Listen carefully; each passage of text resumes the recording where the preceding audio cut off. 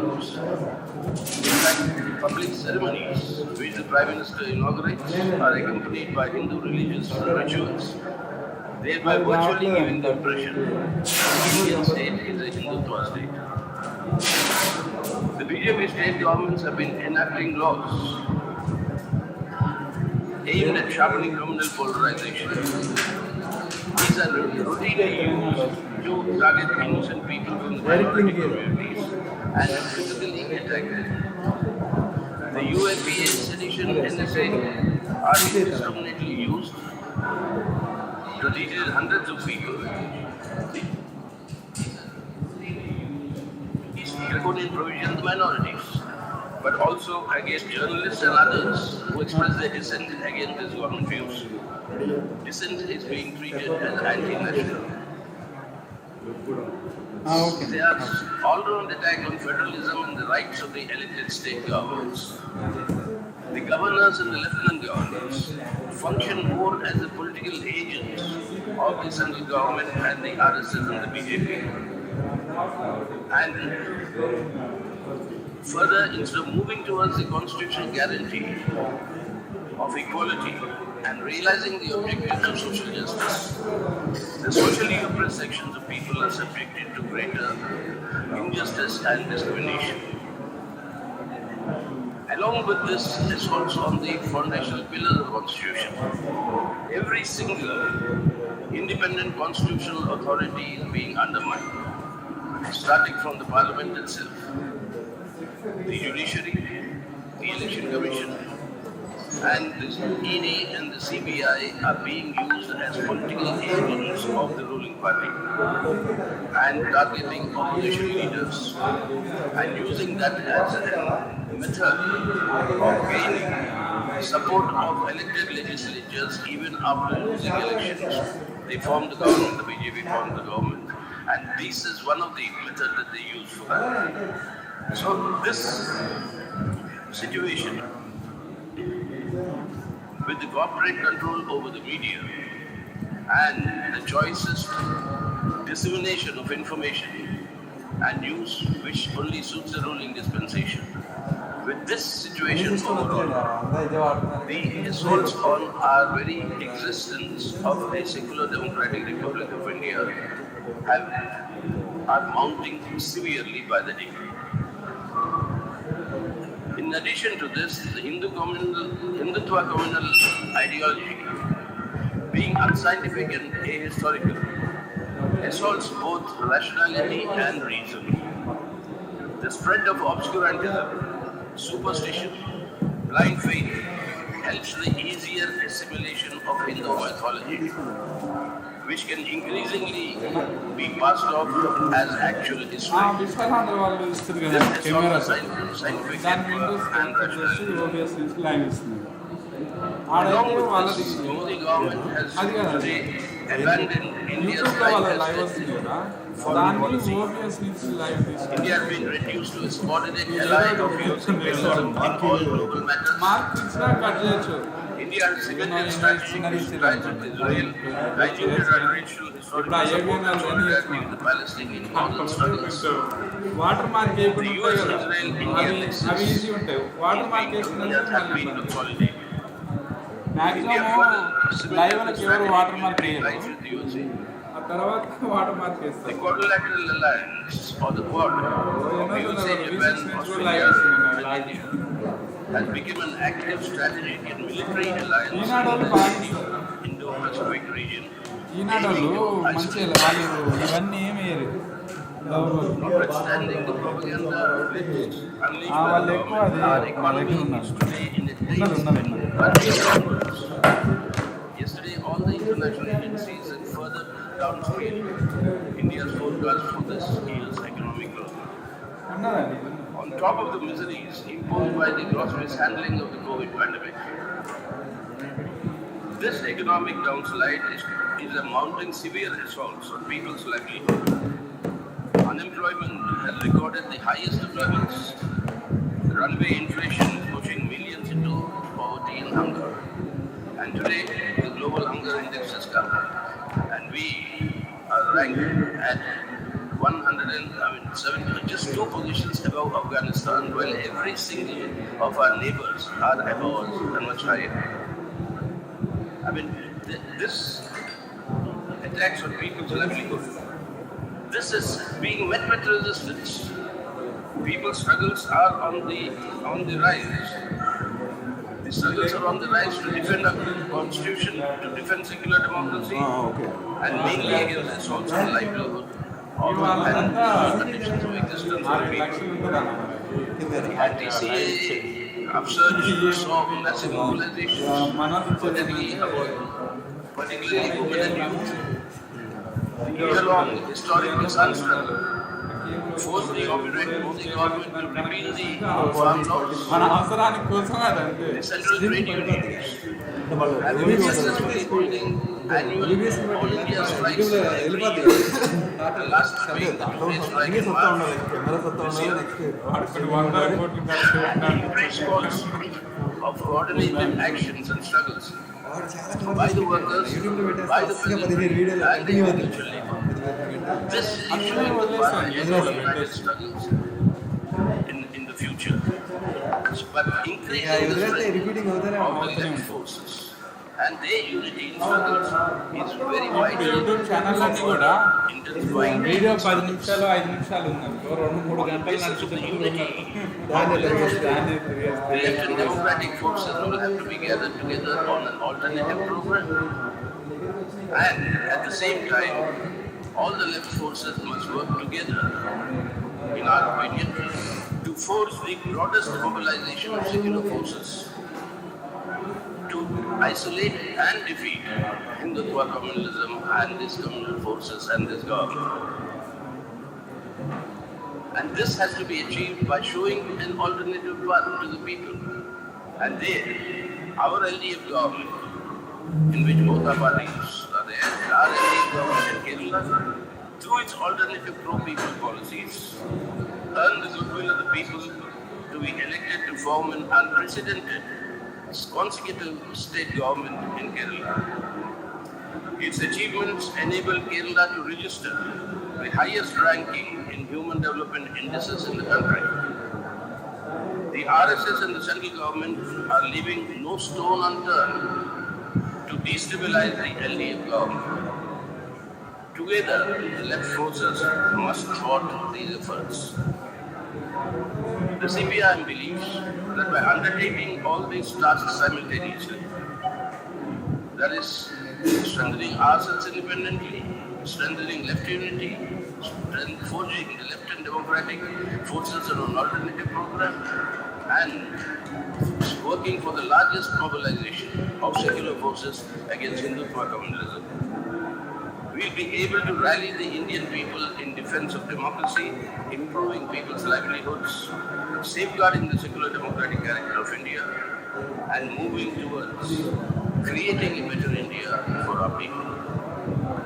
So therefore, I'm confident that this 24th Congress of the CPI, you will deliberate all these issues.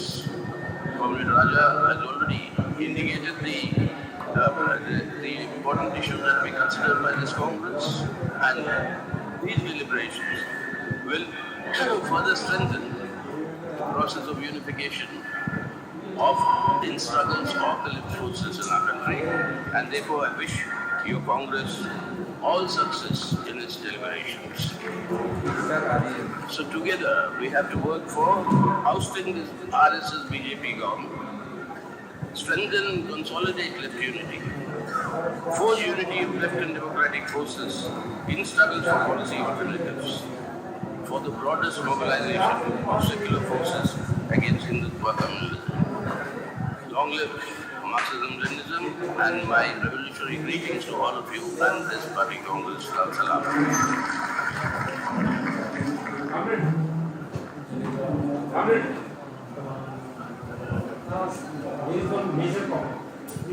हमारी party Congress को शुभकामनाएं देने और एकजुटता व्यक्त करने के लिए मैं CPIM के जनरल सेक्रेटरी कांग्रेस जी का प्रेसिडियम और स्टीयरिंग कमेटी की ओर से शुक्रिया अदा करता हूँ।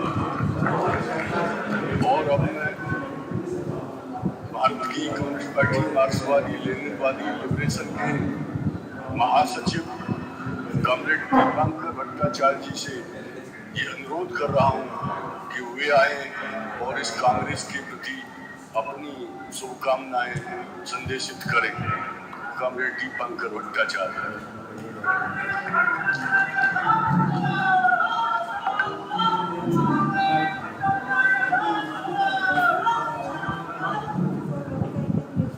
Respected comrades of the Presidium, esteemed guests from fraternal parties in South Asia and elsewhere in the world, and from our own left parties in India, delegates and observers assembled at the 24th Congress of the Communist Party of India.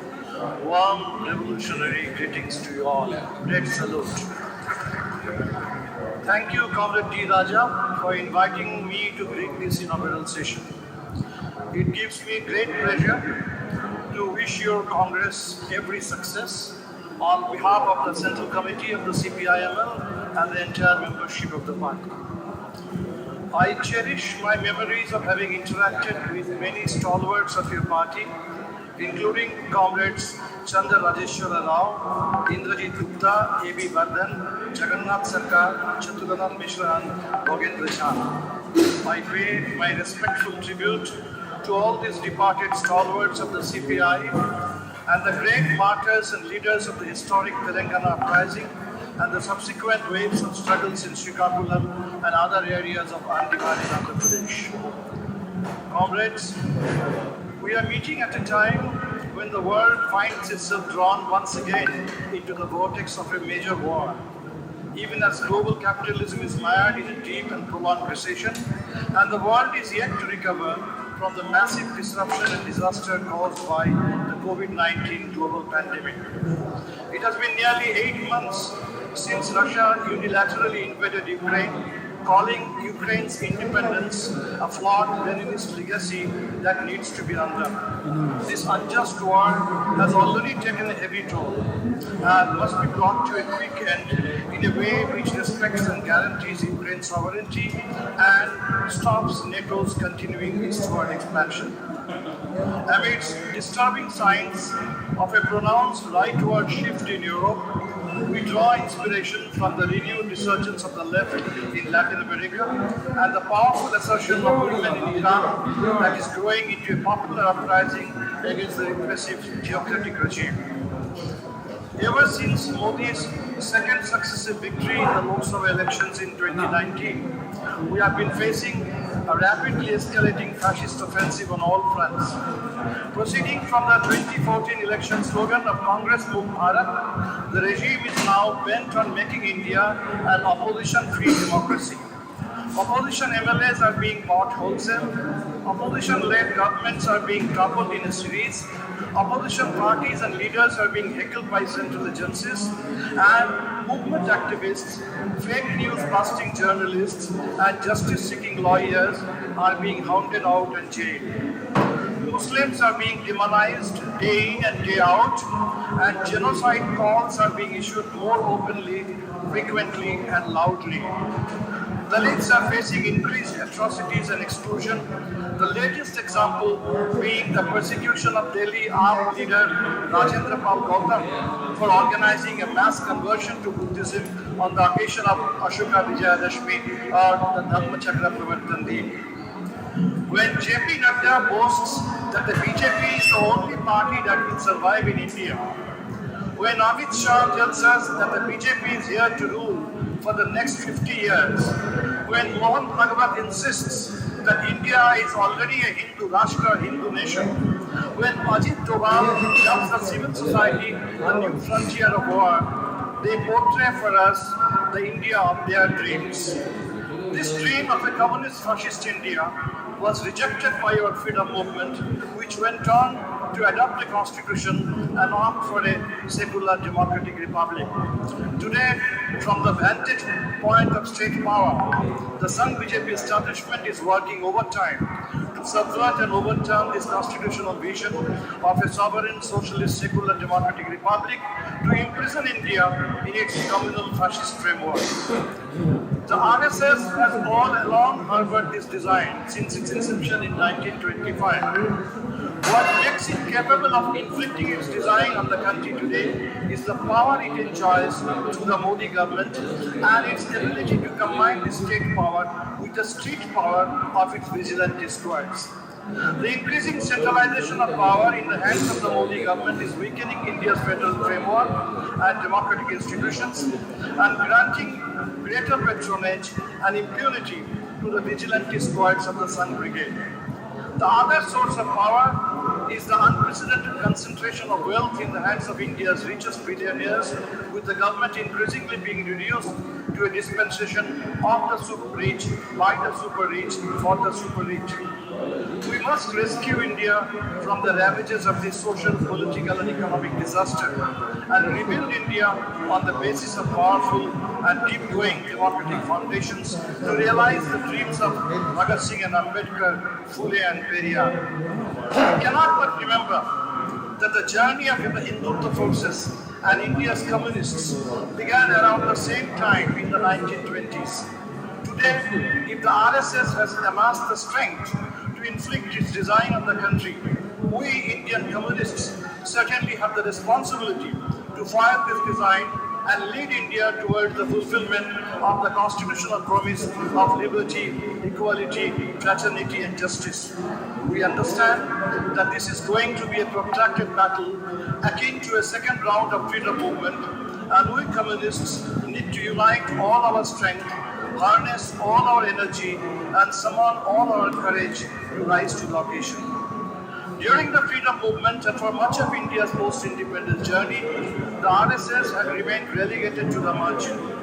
We communists must once again push them back to the fringe.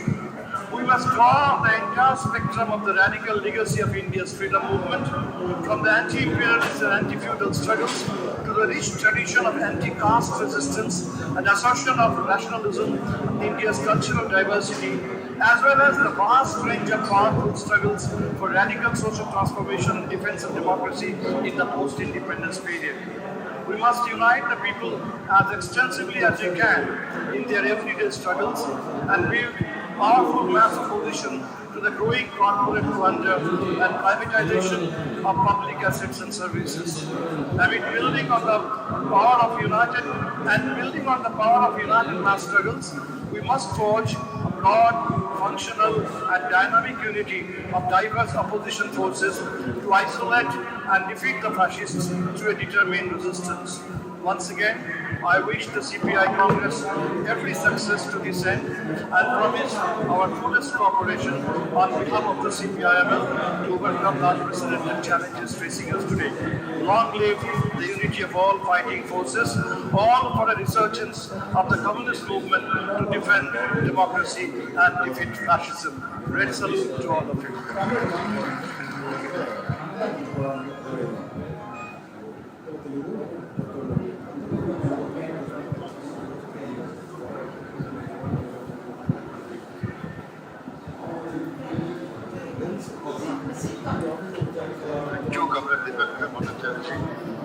General Secretary of CPI Ts. Now I request Comrade G. Devarajan, leader of All India Forward Club, is here. I request him for honorable greetings.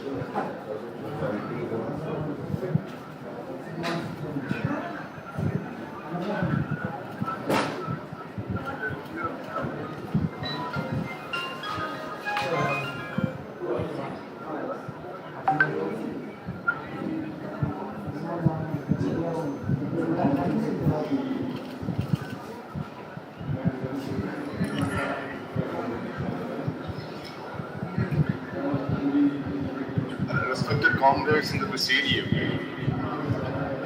and the General Secretary of Communist Party of India, Comrade B. Raja, Comrade Siddhartha Yechury, the General Secretary of Communist Party of India, Comrade Divangar Bhattacharya, General Secretary of Communist Party of India, Marxist-Leninist Liberation, and the fraternal delegates from different countries, my dear friends and comrades. In fact, I was not so imprudent to make a political speech here, because all the delegates gathered here are more experienced than me. So I am not taking this platform to make a political speech. First of all, on behalf of our party, the All India Forward Bloc, the party founded by Netaji Subhash Chandra Bose, extends our sincere, warm greetings to the historical 54th Congress of Communist Party of India. And I am grateful to the leaders of Communist Party of India to invite a delegate from All India Forward Bloc to address this inaugural session of this party congress. Congress, this party congress of CPI comes at a time when the left parties and the progressive movements are facing major challenges from right-wing reactionary forces and communal forces. The ruling clique is advancing by destroying the time-proven secular traditions and the democratic practices of our country. The government led by Narendra Modi is destroying every essence of our constitution under the shadow of their majority. The whole nation is witnessing how the veneer of the democratic fabric is being peeled off layer by layer by the government of the day. It is a fact that the government engages in such activities by taking the maximum advantage of disunity among the opposition parties. Our country is facing serious economic crisis, not only in the economic sector, in all sectors. The economic growth of the country is going down day by day, and the nation is currently facing high underlying inflation, which causes the rise of prices of all essential commodities. Most of the micro, small, medium enterprises, generally we call MSMEs, were closed due to demonetization and the unscientific implementation of GST. Millions of workers have lost their jobs and livelihood. The value of Indian rupees, when we got independence, it was 1 rupee is equal to $1. Now we have to pay 83 Indian rupees to buy a single dollar. When Narendra Modi came into power, it was 64 rupees only. Now it is 83 rupees. We all heard the vehement speeches of Narendra Modi in different platforms that why Pakistan currency is not going down, why Bangladesh currency is not going down, why Chinese currency is not going down, why Indian currency only is going down. That was the speeches of Narendra Modi during election in 2014. Now Indian currency is going rapidly down every day. Even today it is 84 rupees per American dollar. Devaluation of currency means reduction in the external value of the domestic currency. A weaker currency will further escalate imported commodity prices and lead to higher inflation. As an attempt to check inflation, the desperate Reserve Bank of India has taken some measures. But despite all these exercises, the prices of all essential commodities are still too high to afford the common people. Albeit, the government is mocking the public perception by claiming that our country is growing day by day. Every day they are putting a rosy picture about the Indian economy. Comrades, unemployment is also one of the major issues in our country. You all know, I know very well that in your resolutions we have elaborately discussing about this economic crisis and unemployment.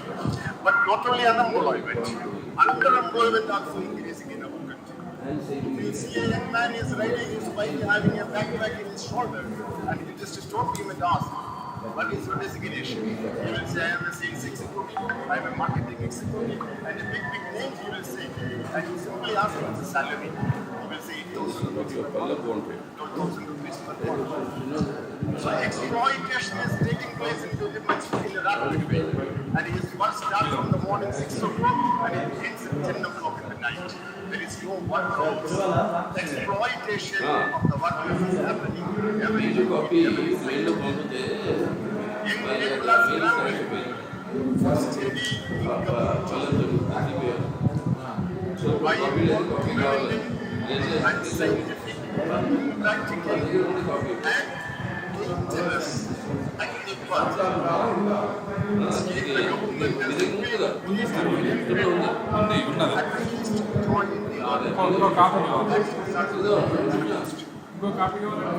are struggling for their survival. They defeated the black class brought against them by the government with organized strength and unity. The workers are struggling against the codification of labor laws and privatization of national and natural assets. The hard-earned rights of the workers are being sabotaged in the name of ease of doing business. The employees of the banks, insurance, post and telegraph, hospital, defense equipment production, railway, and the workers of the unorganized sectors are up in arms against the government and struggling for their survival. Communist democracy is also facing challenges in the community, as Comrade Raja, and but the prime minister of the administration misled the nation that the country and the government are one and the same. It is very important. The rented writers, the rented speakers, the rented media people, they are now writing that government means nation. And government and nation are one and the same. They are misleading the nation. Governments for a particular meaning.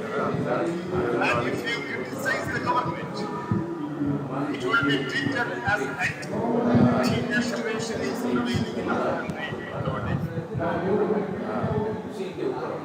So democracy, if the government is trying to send a purifying message that those who speak out against the policies of the government and for the victims of anti-democratic status will be imprisoned.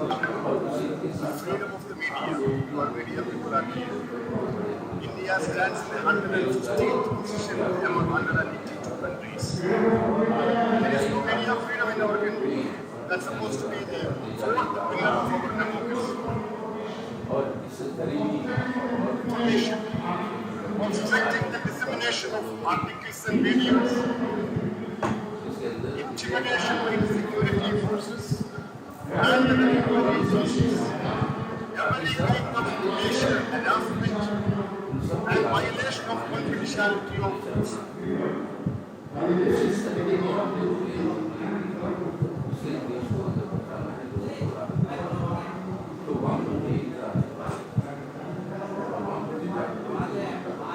our party believes that the time has come for people to unite beyond the party politics against the anti-democratic and the secular attitude of the government and its mentor, the Sangha Parivar. Only the movement of the people can resist and defeat the arrogant past. When the country is facing very serious economic and labor problems, the government is trying to divert the public attention.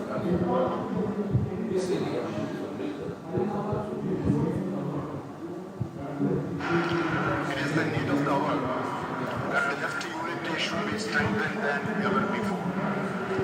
Left unity should not be built on temporary parliamentary profit and loss. The unity of the left must be fostered through collective mass struggle and through the unity of the mass organizations. For example, there are 11 central trade unions that are working in our country according to the recognition from the Ministry of Labor and Employment of India.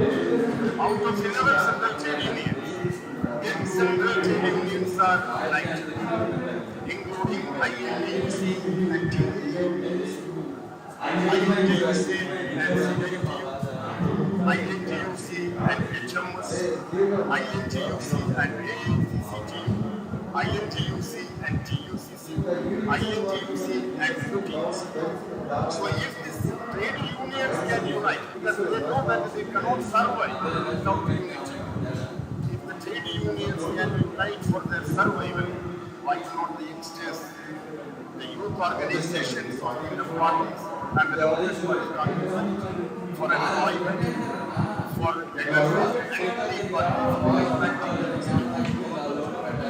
why not the presence of the unity, the present organization of the unity?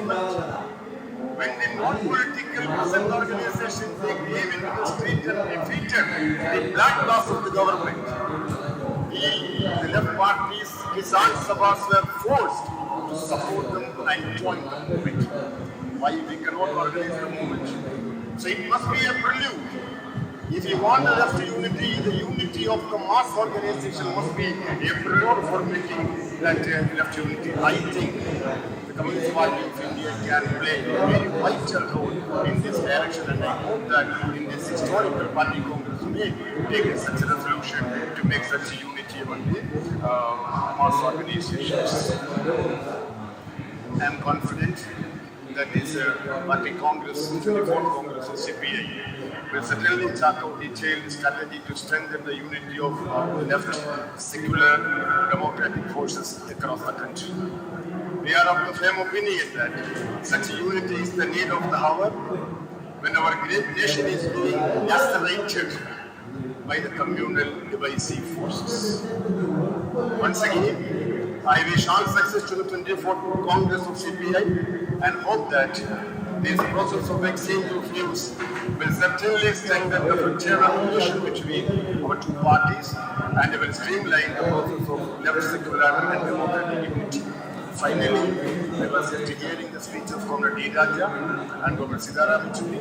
Both the leaders were emphasizing the unity of the left, the unity of the democratic forces, the unity of the secular forces. If the leaders are ready, then there is no problem. As a young comrade working among the left parties across the country, I couldn't understand. All the leaders are speaking about the unity. Then must be adhere to the point which we are making for the August House. Finally, I thank the comrades of Andhra Pradesh, because when I started on Bharat Yatra, I constituted one inquiry commission to inquire about the disappearance of Netaji Subhash Chandra Bose. The comrades of Andhra CPI in such a way from Ananda moved to Alpinavis in Maharashtra. Comrade Narayana, Comrade Ramakrishna, and all other leaders, they supported me, they received me, and they started this meeting. Finally, I dedicate this precious moment to my beloved comrade, Soni Tangamam. Thank you very much. Thank you.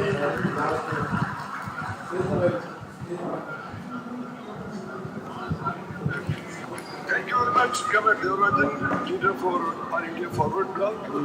Before we conclude the session, there is a small function of 5 minutes where our editor who wrote 3 volumes of Communist Party of India history, it will be released by Comrade D. Raja, Comrade Sitaram Yechury, and Comrade Deepankar Bhattacharya.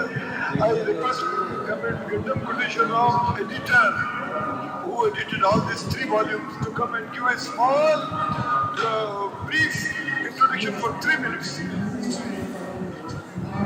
Respected Presidium and comrades, the program of the history of the Communist Party of India to be adopted was taken by the then party State Council headed by Comrade Giri Prasad. Subsequently, the efforts were continued by Comrade Sudhakar, Comrade Narayana, Comrade Dasari, and also the Visalandra Publishing House. The then chairman, Comrade Chara Venkat Reddy, the present chairman, Comrade Gopal Nageswara, and the leadership of Visalandra Finance and the Executive General Manager took all pains to help us draft the 3 volumes of Communist Party of India State Council history from 1922 to 1948. The first draft was actually written by Comrade Kamapad Senior, who was a colleague of Comrade Sundaraya, and also Comrade Aibar Khan, and that was revised now. The second volume was also drafted by veterans and the Communist movement in Andhra Pradesh. The third volume was compiled. Material was supplied by the senior comrades and compiled by me. I take this opportunity to thank comrades Girprasad, late comrade Girprasad, late comrade Dasarai, comrade Subhakar, comrade Narayana, and Sarandra, everything else. I now request comrades to release the book. The first one is to be released by Comrade Raja, Self-Secretary of the Communist Party of India. Comrade Raja, I request Comrade Raja to release the book. The second volume is to be released by Comrade Sitaram Yechore, Self-Secretary of Cpi Ts. The third volume is to be released by Comrade Dipankar Bhattacharya.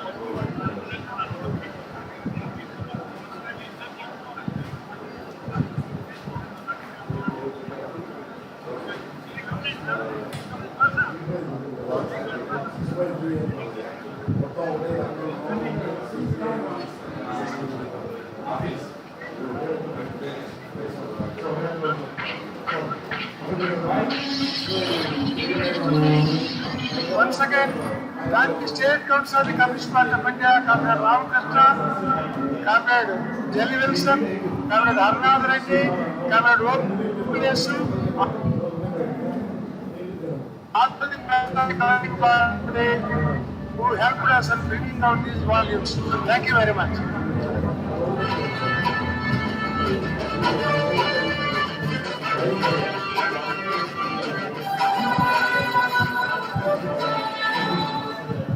Comrade, lunch break. Send it here down to 3:30. You will meet again at 3:30. We will meet again at 3:30. 3:30 बजे मिलेगा. खाना नीचे है. खाना नीचे है. बैठना ऊपर है. खाना नीचे है. हरिद्वार से खाना नीचे है.